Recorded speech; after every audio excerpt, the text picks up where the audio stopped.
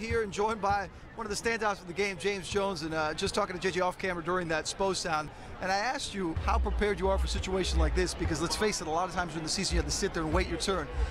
Did you have an idea going into this game that you'd get this kind of playing time? Not specifically. You know, Coach gave me a directive a long time ago and told me to be ready every night, whether or not I'm dressed or inactive, because the team needs me to do what I do, which is go in there and be efficient, make shots. So nothing specific tonight.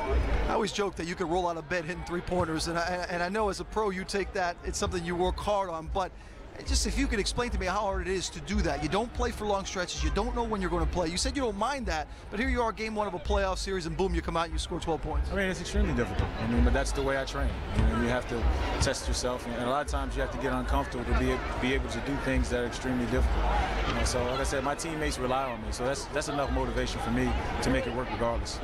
Moment of frustration this season at all? I know I'd have conversations with you in the past where you say, I try to play with my numbers called, but you're also pros used to playing.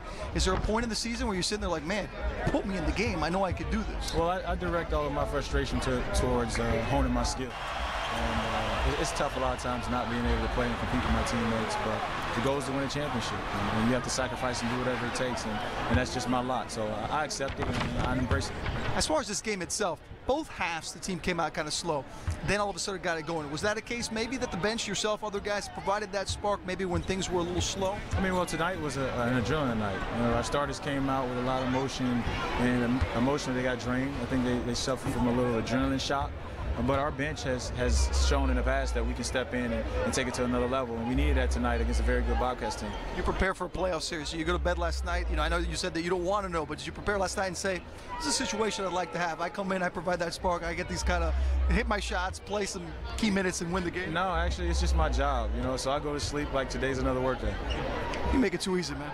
That's the way it should be. On to Wednesday. Thanks for the time, Jimmy. Anytime. We got James Jones there again. I know he's a pro and he makes it seem so easy, but I've had this conversation many times with not only Heat players and head coach Eric Spoelstra. It is not easy what that man does, to come off the bench, to not play for weeks at a time. Many times he's inactive in a suit, not playing, like I said, 5, 6, 7 games. All of a sudden he comes in a big game like this to start off the postseason. He is the spark off the bench. The Miami Heat get the 99-88 win.